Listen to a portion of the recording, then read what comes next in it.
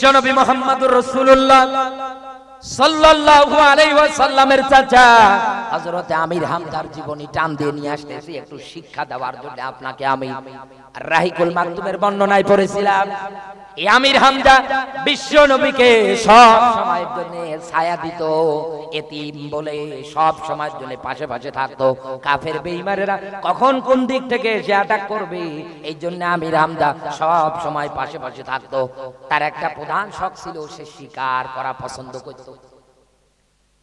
আবু জাহেল নবীজিকে গালিগালাজ করেছে, কথাটা শুধু কানে গিয়েছে। শিকার থেকে ফেরার পরে এক দৌড়ে চলে গিয়েছে আবু জাহেলের বাড়িতে, ডাক দিয়ে বলছে, আবু জাহেল নেক্সট টাইম যদি দেখছি তুমি আমার ভাতিজাকে গালিগালাজ করেছো, নতুন করে পরিকল্পনা করেছো, কথম করে বলছি দুনিয়ার থেকে বিদায় করতে কিন্তু আমার সময় লাগবে না তোমাকে। বিশ্বনবীর চাচা আমির হামজা আল্লাহর পথে জিহাদ করার জন্য, লড়াই করার জন্য, যুদ্ধ করার জন্য চলে যাচ্ছেন দ্বীনের মুজাহিদ হিসাবে। আবু সুফিয়ান হিন্দা অন্যান্য কাফের বেঈমান যারা আছে তাদের মধ্যে একজন দাস ছিল, নাম তার ওয়াসি। ইতিহাস যারা পড়েছেন ভালো বুঝবেন। এই সেই ওয়াসি ডাক দিয়ে বলেছিলেন, দেখো তুমি যদি মুসলিমদের লিডার আমির হামজাকে দুনিয়ার থেকে বিদায় করে দিতে পারো তাহলে তোমাকে আমরা কথা দিচ্ছি এই দাসপ্রথা থেকে চিরতরের জন্য মুক্ত করে দেব, আজাদ করে দেব।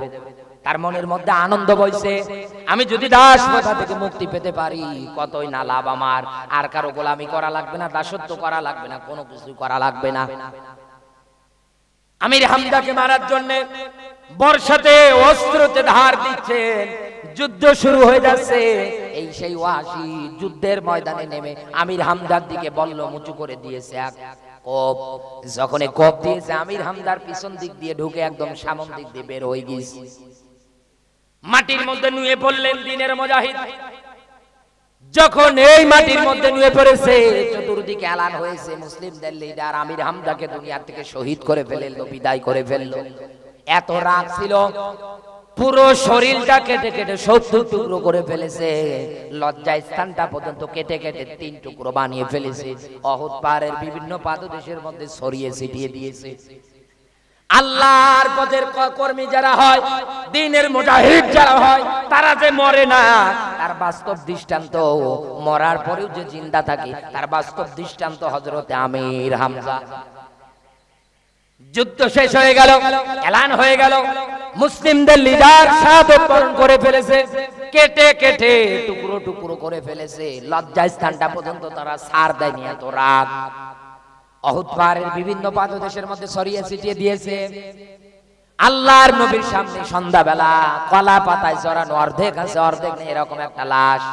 নবীজি হাউমাউ করে কাছে আর দোয়া করছে, আল্লাহ আমার মা বাবা মরে যাওয়ার পর থেকে এই লোকটা সব সময়ের জন্য আমার পাশে ছিল, আমাকে ছায়া দান করেছে। আল্লাহ দেখো ঈমানের পথে থাকতে গিয়ে, দ্বীনের পথে থাকতে গিয়ে এই লোকটাকে কাফের বেঈমানেরা কেটে কেটে 70 টুকরো বানিয়ে ফেলেছে। আল্লাহর নবী দোয়া করে, আল্লাহ আমি আমার চাচার প্রতি সকাল থেকে সন্ধ্যা পর্যন্ত রাজি খুশি ছিলাম, তুমিও আমার চাচার প্রতি রাজি খুশি হয়ে যাও। সুবহানাল্লাহ বলতে পারেন না? 30 বছর পরে মদিনায় ঢল হলো, পানি বেবে আসে, ওই পানির সঙ্গে রক্তের ফোঁটা দেখা যায়। অনুসন্ধান করে দেখা যাচ্ছে কাফের বেঈমানেরা ওই যে গোশতের টুকরো ফালিয়ে দিয়েছিল, ওই আমির হামজার ওই শরীরের গোশতের টুকরো থেকে আজও তাজা লাশের ওই জায়গা থেকে রক্ত বেয়ে বেয়ে আসছে। এই দুনিয়ার ময়দানে আল্লাহর ব্যাখ্যা যারা দ্বীনের পথে মারা যায়, ইসলামের পথে যারা মারা যায়, ওরা মরে না, ওরা কিন্তু জিন্দা হয়ে থাকে। আল্লাহর নবী বলেন, এই দুনিয়ার ময়দানে যারা আল্লাহর পথে লড়াই করে সংগ্রাম করে যারা মারা যায়, কিয়ামতের কঠিন ময়দান আমার আল্লাহ যেদিন কায়েম করবে, এই মানুষগুলো ওই দিন দণ্ডায়মান হয়ে যাবে, দাঁড়িয়ে যাবে। আল্লাহ পাক বলেন, ফাম্মা মান উতিয়া কিতাবাহু বিয়ামিনিহি, বলেন আল্লাহু আকবার। এই দিনের এই মুজাহিদ গুলোকে ওই দিন আমার আল্লাহ দেখবে, কারো হাত নেই, কারো পা নেই, কারো মাথা ফাটা, রক্তাক্ত বিধিকিস্ত অবস্থায় তারা কিয়ামতের ময়দানে দাঁড়াবে। আল্লাহ পাক ফেরেশতাদেরকে ডাক দিয়ে বলবে, আমার ফেরেশতারা, আমার এই দ্বীনের কর্মীগুলোর এই অবস্থা কেন?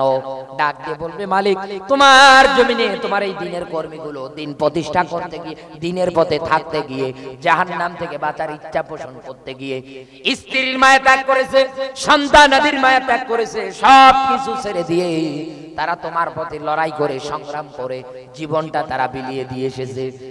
আমার আল্লাহ ডাক দিয়ে বলবে, ফেরেশতারা সাক্ষী থাক, ফাম্মা মান উতিয়া কিতাবাহু বিয়ামিনিহি, আমি আজকে এদের আমলনামাটা এদের ডান হাতে দিয়ে দিলাম।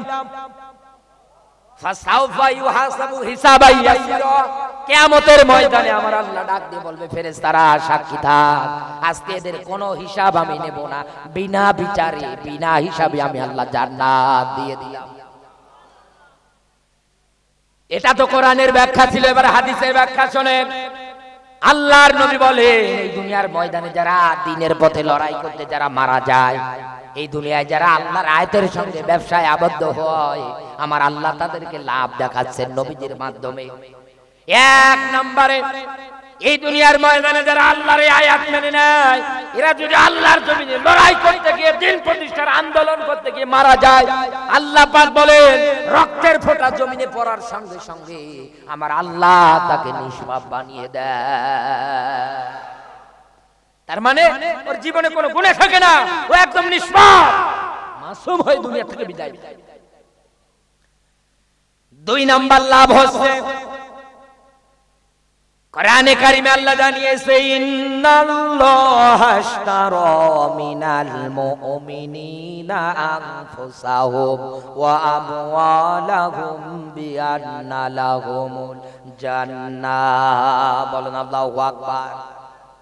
আল্লাহ পাক বলেন, এই দুনিয়ার ময়দানে মুমিন যারা হয়, তাদের জান এবং তাদের মাল তাদের কাছ থেকে আমি ক্রয় করে নেই, বিআন্না লাহুমুল জান্নাহ, বিনিময়ে আমি আল্লাহ তাদেরকে জান্নাত দেব। তাই এই কথাটাই নবীজির মাধ্যমে আল্লাহ জানিয়েছেন। দুই নম্বরে শহীদ যারা হয়, আমার আল্লাহ তাদেরকে পুরস্কার দেবে বিনা বিচারে বিনা হিসাবে, আমার আল্লাহ তাদেরকে জান্নাত দিয়ে দেবে। তিন নম্বরে কবরের আযাব থেকে আমার আল্লাহ মুক্তি দেবে। চার নম্বরে কিয়ামতের কঠিন ময়দানের হিসাব নিকাশের ময়দান থেকে আল্লাহ নাজাত দিয়ে দেবে।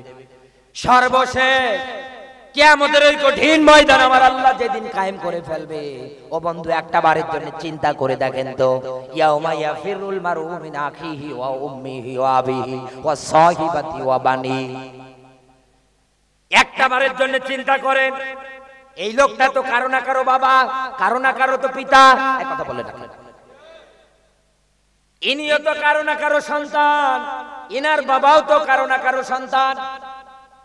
একটা বারের জন্য আয়াতটার দিকে তাকান, কিয়ামতের কঠিন ময়দানের মধ্যে আমার আল্লাহ পাক এমন একটা অবস্থা তৈরি করে ফেলবে, ওই ময়দানের মধ্যে মানুষগুলো শুধু দৌড়াদৌড়ি করে ফেলবে, ছুটাছুটি করবে, এক দৌড়ে চলে যাবে ভাইয়ের কাছে, শুধু বাঁচার জন্য, নাজাত পাওয়ার জন্য।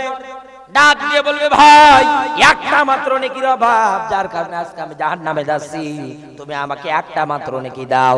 ভাই দেখার সঙ্গে সঙ্গে পরিচয় দেবে না, পালিয়ে যাবে। জন্ম দেওয়া মায়ের কাছে যাবে, মুফাসসিররা ব্যাখ্যা দিয়েছে, মাও থাকবে না, মাওটাও পালিয়ে যাবে। বাবার কাছে যাবে, বাবাও পালিয়ে যাবে। স্ত্রীর কাছে যাবে, স্ত্রীর পালিয়ে যাবে। এরপর পরে যাদের জন্য শ্রম দিল, কষ্ট করলো, মাথার ঘাম পায়ে ফেলিয়ে সারাটা জীবন সুদ বুঝলো না, ঘুষ বুঝলো না, চিটারি বাটপারি কোনোটাই বুঝলো না, জুলুম নির্যাতন একটাও বাঁচলো না, এই লোকটা চলে যাবে সন্তানদের কাছে। ওই দিন সন্তানেরাও কোনো উপকারে আসবে না। এই জন্য আমি আপনাকে বলে যাই, কিয়ামতের ময়দানে আপনি যদি নাজাত পেতে চান, কিয়ামতের ওই কঠিন ময়দান থেকে যদি আপনি বাঁচতে চান, কোরআনের আয়াতের দিকে আসেন।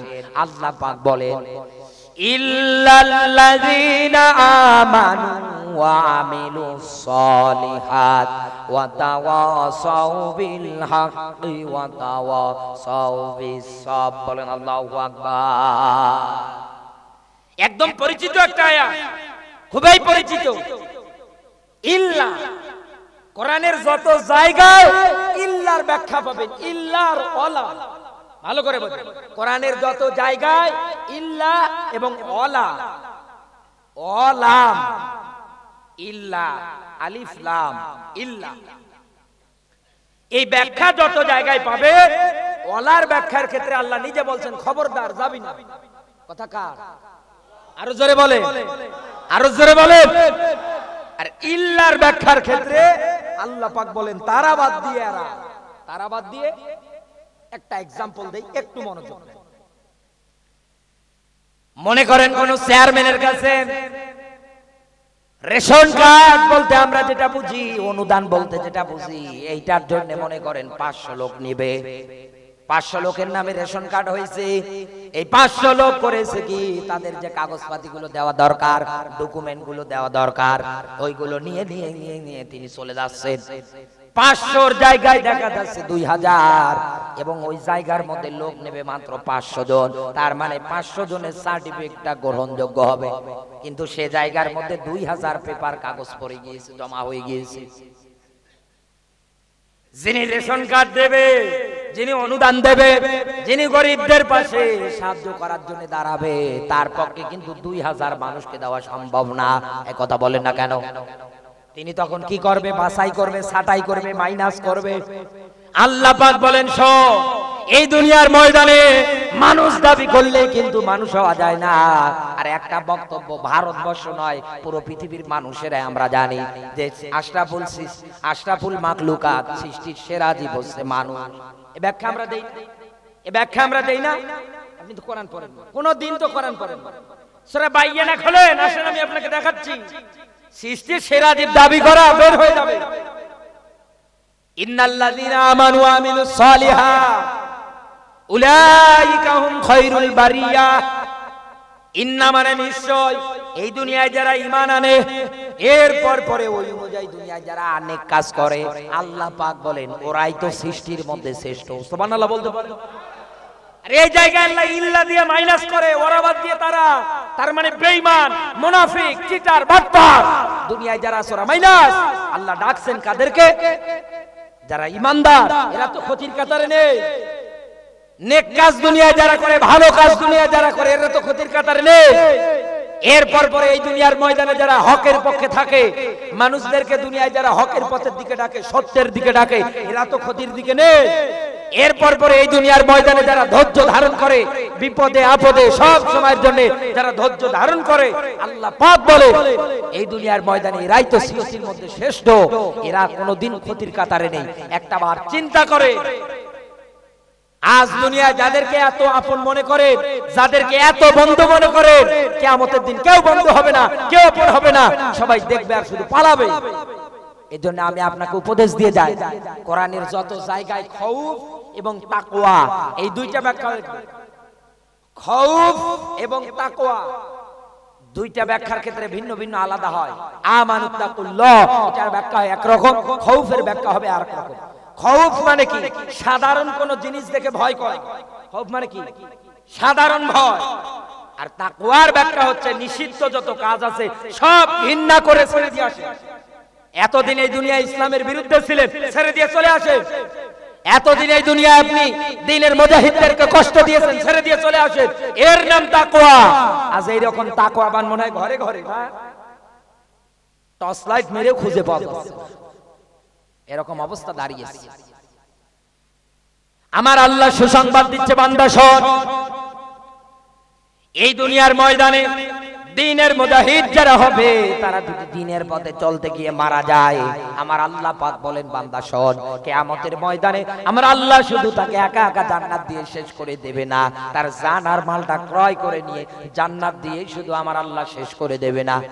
কিয়ামতের ময়দানে ওই বান্দাকে ডেকে ডাক দিয়ে বলবে, বান্দা শোন, আজকে এই ময়দান থেকে তোর আহাল বর্ডার মেম্বার থেকে শুরু করে 70 জন মানুষের জন্য আমার কাছে সুপারিশ কর, আমি আল্লাহ পাক তোর সুপারিশ কবুল করব। এখন আপনার কাছে বিবেক, এখন আপনি নিজেই চিন্তা ভাবনা করেন আপনি কি করবেন। আল্লাহ এতে ব্যবসার সন্ধান দিলেন, আর এই ব্যবসা করতে গেলে অসহায় মানুষ যারা আছে তাদের পাশে দাঁড়ানো লাগবে। এই ব্যবসা করতে গেলে এই দুনিয়ার ময়দানে কারো উপরে জুলুম চলবে না।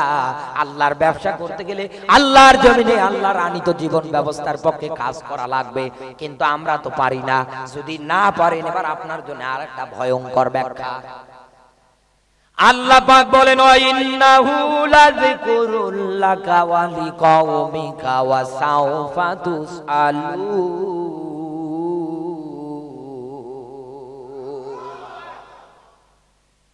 ওয়া ইন্নাহু অবশ্যই অবশ্যই হে নবী আপনাকে এবং আপনার উম্মত যারা আছে তাদেরকে কিয়ামতে জিজ্ঞাসা করব কোরআন মানা হয়েছিল কিনা বল। ব্যাখ্যা জিজ্ঞেস করবে কে? আরো জোরে বলেন। মনে করছেন যে কোরআন শুধু আমার আল্লাহ নাজিল করে দিয়ে মনে হয় শেষ করে দিয়েছে, বিষয়টা এমন না।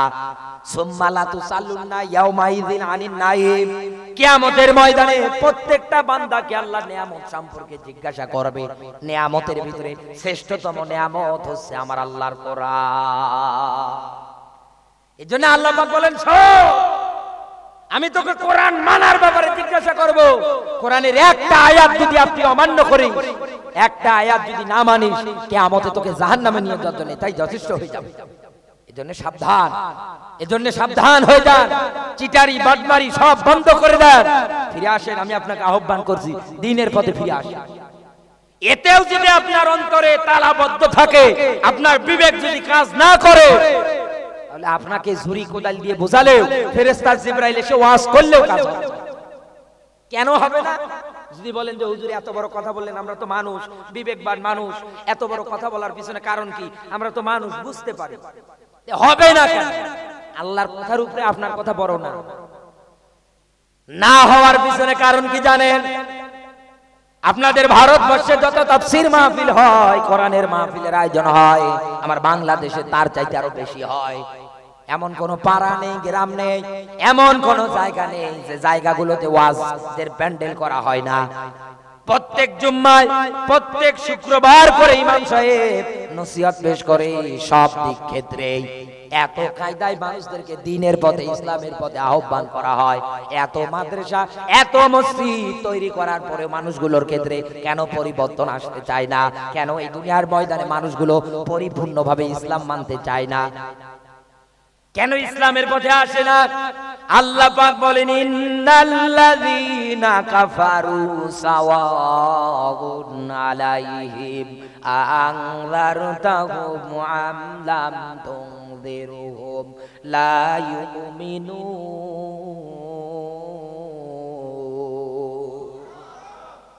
লিখে না, পরে গীবত করবেন আমি যাওয়ার পরে হবে না, কারোর সাথে মারামারি করবেন হবে না, আমি আসি, লিখে না। সূরা বাকারা 2 নাম্বার সূরা, 1 নাম্বার পারা, 1 নাম্বার রুকুর 1 নাম্বার পৃষ্ঠার 6 নাম্বার আয়াত। মনে থাকবে। কেন কাজ হয় না? না হওয়ার পিছনে কারণ কি? ইন্নাল্লাযীনা কাফারু সাওয়াউন আলাইহিম, আল্লাহ পাক বলেন এই দুনিয়ায় যারা কাফের, এই দুনিয়ার ময়দানে যারা কাফের হয়, হে নবী তাদেরকে আপনি যতই দ্বীনের দাওয়াত দেন না কেন, তাদেরকে যতই আপনি দ্বীনের পথে ডাকেন না কেন, কোনদিন ওরা ঈমান আনবে না। একথা কি আমার? একথা আমার না।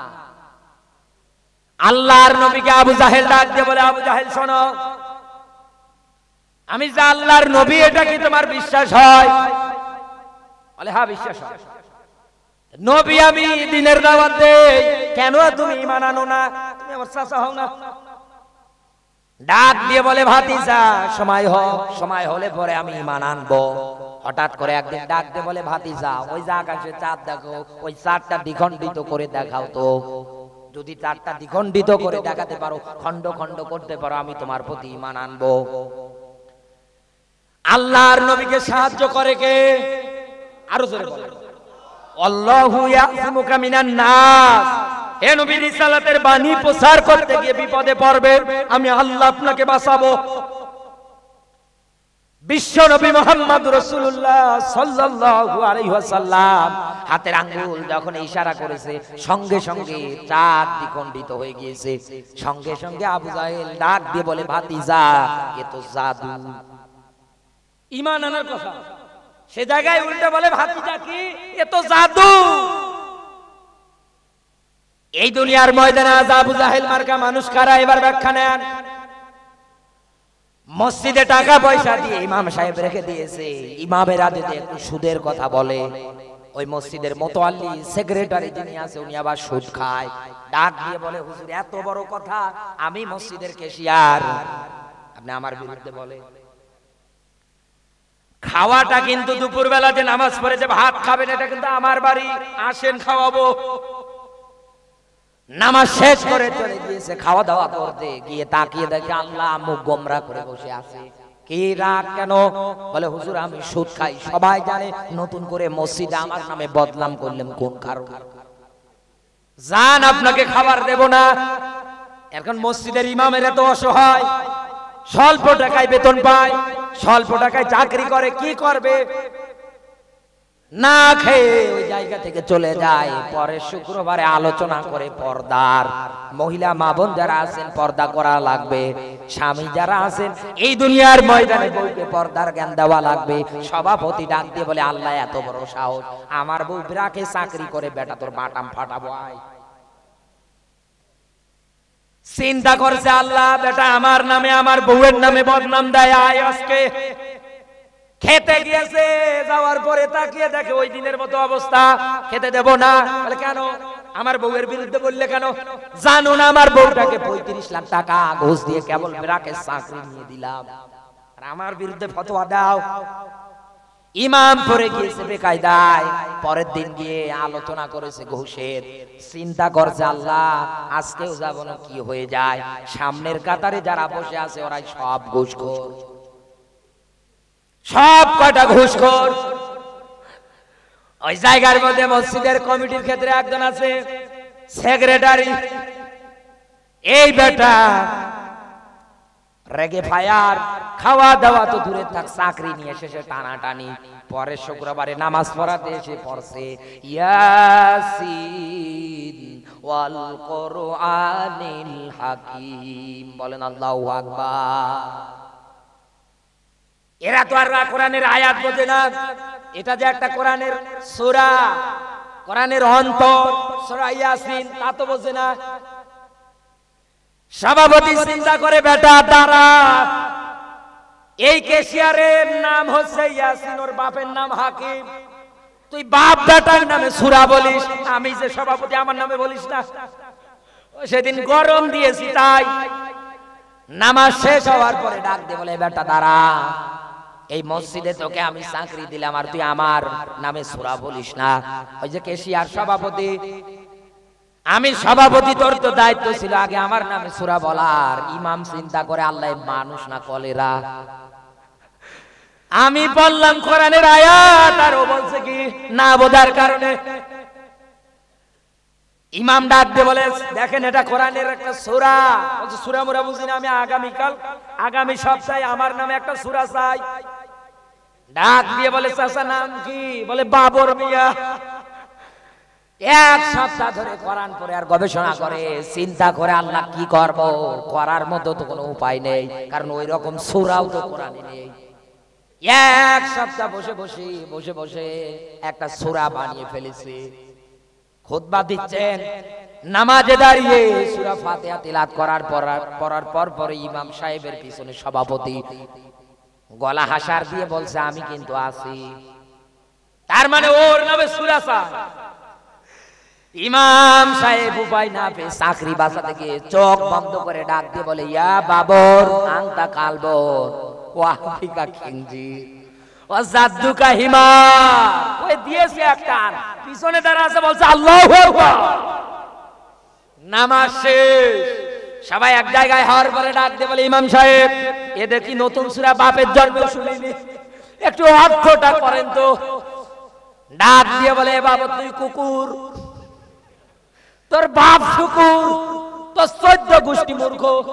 আর ইমামতি থাকবে? এই বলেন না কেন থাকবে না? আজও সমাজের নিয়ম নীতি আলাদা। এরকম দ্বীনের পথে, ইসলামের পথে সুদ থেকে বাঁচাতে চায় ইমাম সাহেব, ঘুষ থেকে বাঁচাতে চায়, বেপরদা আপনার পরিবারে আপনার পরিবারটাকে জাহান্নাম থেকে বাঁচাতে চায়, আপনি না বুঝে ইমাম সাহেবের উপরে এরকম করে টর্চার করেন, জুলুম করেন। আপনার মতো জানোয়ার তো দুনিয়ায় আর একটাও। কারণ হুজুরেরা বেকায়দা, একটু জোরে গেলে বলে ও দাঁত পেয়েছে, একটু আস্তে গেলে বলে কত পা খাওয়া খেয়েছে নড়তে পারছে। মহা বেকায়দা। যারা এরকম করেন এদেশে হাজার তাফসীর মাহফিল দিয়ে লাভ কি? এদেরকে যত ডাকবেন দ্বীনের পথে, ইসলামের পথে, এরা কাফের, এরা কোনোদিন ফিরে আসবে না। এরা এদের নিজের মন মানসিকতা নিয়েই আছে। এবার আরেকটা আয়াত বলছি, ভালো করে বুঝুন। আল্লাহ পাক বলেন ইউখরিজুহুম মিনাজ-জুলুমাতি ইলান-নূর। বলেন আল্লাহু আকবার। সূরা বাকারা 257 নম্বর আয়াত, একটু খেয়াল করবেন। আগের অংশে আল্লাহ ডাক দিলেন ইন্নামা ওয়ালিউকুমুল্লাহ, নিশ্চয় যারা বলে আমার অভিভাবককে, আরো জোরে বলেন আমার অভিভাবককে, আমার আল্লাহ। কারণ তিনি এমন অভিভাবক, এমন বন্ধু, বিপদে পড়বেন যে অপরাধী করেন না কেন মায়ের কাছে বলতে পারবেন না, বাবার কাছে বলতে পারবেন না, আত্মীয় স্বজন কারো কাছে বলতে পারবেন না, বলা যায় কার কাছে? ওই আল্লাহ ডাক দিচ্ছেন এই দুনিয়ায় যাদের অভিভাবক আমি হয়ে যাই, ইউখরিজুহুম মিনাজ-জুলুমাতি ইলান-নূর। আল্লাহ যাদের অভিভাবক, আমার আল্লাহ তাদেরকে জুলুমাতের পথ থেকে আলোর দিকে নিয়ে যায়। ও বন্ধু, এই জায়গার মধ্যে জুলুমাত মানে মানুষের তৈরি করা যত নিয়ম নীতি আছে, মানুষের তৈরি করা যত নিয়ম নীতি আছে, সব নিয়ম নীতির হাত থেকে বাঁচিয়ে ওই মানুষটাকে আমার আল্লাহ, নূর মানে আলো, জান্নাতের দিকে আমার আল্লাহ তাকে পথ দেখায়। এই দুনিয়ার ময়দানে যারা এগুলো করে না, দ্বীনের দাওয়াত দিতে দিতে দিতে দিতে তারপরে দ্বীনের পথে যারা ফিরে আসে না, আমার আল্লাহ তাদের ব্যাপারে ব্যাখ্যা দিচ্ছেন, ওয়াল্লাযীনা কাফারু আউলিয়াহুমুত তাগুত ইউখরিজুনাহুম মিনান নূরি ইলায-যুলুমাত। সূরা বাকারা 257 নম্বর আয়াত, নোট করেন। আল্লাহ পাক বলেন এই দুনিয়ায় যাদের অভিভাবক হয়ে যায় কাফের, এই দুনিয়ার ময়দানে যাদের অভিভাবক হয়ে যায় শয়তান, এই দুনিয়ার ময়দানে যাদের অভিভাবক হয়ে যায় তাগুত, এই দুনিয়ার ময়দানে যারা তাগুদের পথে লড়াই করে, সংগ্রাম করে, এক কথায় দুনিয়ায় যারা তাগুদের পথটাকে মেনে নেয়, তাগুদের একটা অর্থ বলছি, কান খাড়া করবেন, তাগুত মানে শয়তান, মানুষের তৈরি করা নিয়ম নীতি যত কিছু আছে সবগুলো তাগুত। আল্লাহ পাক বলেন এই দুনিয়ায় যারা এগুলো মেনে নেয়, আমি আল্লাহ পাক তাদেরকে নূরের পথ থেকে, আলোর পথ থেকে বের করে জুলুমাতের দিকে নিয়ে যায়।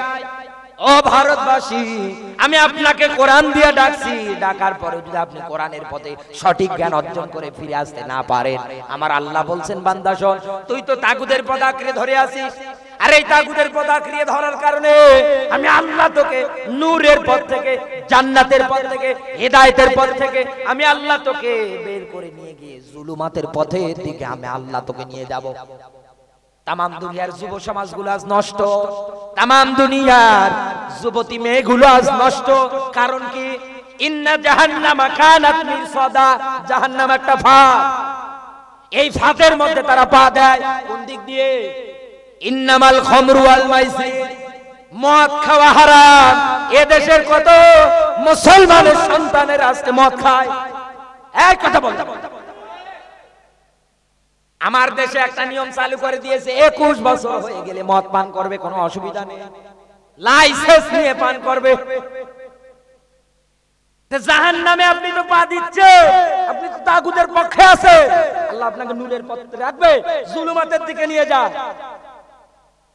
আল্লাহর নিয়ম নীতির পথ থেকে আপনাকে হেদায়েত শূন্য করে জুলুমের দিকে নিয়ে যায়, অন্ধকারাচ্ছন্নের দিকে নিয়ে যায়। এই জুলুমাত মানে রাতের অন্ধকার না, এই জুলুমাত মানে সমুদ্রের নিচের পানির অন্ধকার না, এই জুলুমাত মানে গুহার অন্ধকার না, এই জুলুমাত মানে পাপাচার, জুলুম, নির্যাতনের মানুষের তৈরি করা তাগুদের যত পথ আছে সেই দিকে আপনাকে ধাবিত করে। আর এগুলোতে আপনি পা দিচ্ছেন, দেওয়ার পরে কি করে? আপনি মদ পান করেন, এরপরে আপনার পেশা কি? আপনি জুয়া খেলে। আপনাদের এলাকার যুবকেরা মনে হয় ভালো, আমার এলাকার যুবকেরা ছোট্ট ছোট্ট বাচ্চাগুলো আজকে ক্রিকেট বাজি করে, কথা বলে না কেন? আজকে জুয়া খেলে, আজকে তারা নেশায় আসক্ত। আপনি তো জাহান্নামে নিজে পা দিলেন। শুনে রাখেন, আপনার মেয়েটাই যে যুবতী মেয়েটা নষ্ট হচ্ছে, বেপরদায় চলে, আপনি শাড়ি নামক মশারি কিনে এনে তাকে দেন, দিয়ে রাস্তায় আপনি বেরিয়ে দেন এলাকার মানুষের হক নেই হক আদায় করার জন্য। এই মেয়েটা যদি জাহান্নামে যায়, এখানে আলেম বসে আছে, জিজ্ঞাসা করেন মেয়েটা যদি জাহান্নামে যায়, একা যাবে না, বড় ভাইকে নিয়ে যাবে, বাবাকে নিয়ে যাবে, মাকে নিয়ে যাবে, স্বামীকে নিয়ে যাবে, জান্নাত ছুটাবে আল্লাহ। অত সহজ জান্নাত না। মনে হয় সস্তা জান্নাত পেয়েছে। আপনি দিন দিন তো খারাপের পথে যান। আপনার মেয়েটা আজকে বেপরদায়, আপনার ছেলেটা আজকে জুয়ো খেলে, আজকে আপনি লটারির পক্ষে আন্দোলন করে, আজকে আপনি মূর্তি ভাস্কর্য তৈরি করার পিছনে আন্দোলন করে। ও বন্ধু বলে যান, দিন যত যাবে, মাস যত যাবে, আপনি এই রকম করে এই পথে থাকতে থাকতে থাকতে থাকতে যদি মারা যান, মনে রাখবেন আপনি বলেছিলেন না, ইয়া আইয়ুহাল্লাযীনা আমানু, আমি তো ঈমানদার, আমি বগল বাজাচ্ছি, আমি ঈমানদার। পরের অংশ কি, হাল আদুল্লুকুম আলা তিজারাতি, আল্লাহ বলেন ব্যবসার সন্ধান দেব। এই ব্যবসা তো দূরে থাক, ব্যবসার উপরে আরো লাথি মেরে সুদ নামক নিয়ম নীতি গ্রহণ করে নিয়েছেন। জাহান্নাম থেকে কোথায় আল্লাহ বাঁচাবে না, আর উল্টো আপনাকে জাহান্নামে আমার আল্লাহ ধাক্কা দিয়ে ফালিয়ে দেবে। কেন এরকমটা হওয়ার পিছনে কারণটা কি? এবার প্রশ্ন আনতে হবে, কেন হওয়ার পিছনে? আমি না মুসলমান, আমি না দাবি করলাম আমি ঈমানদার। মহিলা মা বোনদের ক্ষেত্রে দেখা যায় কালো বোরকা পরে, টাইট ফিট করে, সুন্দর করে স্কার্ফ না কি বলে, মুখ বেঁধে চোখ দুটো বের করেছে, মনে হয় টানা টানা দিয়ে রাস্তা দিয়ে যাচ্ছে। এই কালো বোরকা চোখ বেঁধে চোখ টানা টানা করে গিয়ে ঘুরঘুর করে বেরোলেই জান্নাত পাওয়া যাবে না। এক কথা বলে না কেন? বোরকা পরতে হবে এমন কায়দায় যেন ওর ভিতরে 80 বছরের বুড়ি আছে নাকি, নাকি 60 বছরের আছে, নাকি 10 বছরের আছে, নাকি 20 বছরের আছে, কেউ যেন আন্দাজ করতে না পারে। আর এমন বোরকা পরে বিড়ালের সামনে শুটকি মাছ দিয়ে যদি বলে ওই খাবি না, বিড়াল বলবে হুজুর তোমার ফতোয়ার গুষ্টি মারি, এখান থেকে তুমি এক পা নড়ো, তারপরে খেলা আমি নিজে শুরু করব। এক কথা বললেন না? তামাম দুনিয়াটা তো এরকম, আপনি জাহান্নামের পথে পা দিচ্ছেন, দিন দিন আপনি খারাপের পথের দিকে যাচ্ছেন। আপনার তার দায়িত্ব কর্তব্য ছিল, আপনি মারা যাওয়ার সময় ঈমান পাবেন না। বাইহাকির হাদিস, আল্লাহর নবী বলে এই দুনিয়ার ময়দানে কোন মানুষ যদি আল্লাহর আয়াতের সঙ্গে চুক্তিবদ্ধ না হয়, ওর অন্তরে যদি শাহাদাতের তামান্না না আসে, ও যদি মারা যায়, ও মুনাফিক হয়ে মরে। এই কথা কি আমার কথা? আমার নবীজি নিজে বলেছেন ও মুনাফিক হয়ে মারা যাবে। ইন্নাল মুনাফিকিনা ফি দারকিল আসফালি মিনান নার, নবীজি বলেন মুনাফিকরা মারা যাওয়ার পরে ওরা থাকবে জাহান্নামের একেবারে নিচে। তার মানে আব্দুল্লাহ ইবনে উবাইয়ের জীবনের দিকে দেখেন, ও শুধু বলেছিল ইয়া আইয়ুহাল্লাযীনা আমানু, হে নবী আমি তো ঈমানদার, হে নবী আমি তো ঈমানদার, শুধু জবান উপরে, ভিতরের দিক দিয়ে অনুসরণ করতে আবু জাহেলকে। আজও মিলিয়ে দেখেন, আমার কথাটা মিলে যায় না? উপরে উপরে ভান করা মসজিদের দায়িত্ব পালন করে আছে, ভান করা মাথায় টুপি দিয়ে দাড়ি রেখে ঘুরে বেড়াচ্ছে, এদিকে খারাপ কাজ 180 মাইল বেগে চালিয়ে যাচ্ছে। তাহলে এ আর আব্দুল্লাহ ইবনে উবাইয়া কিনা?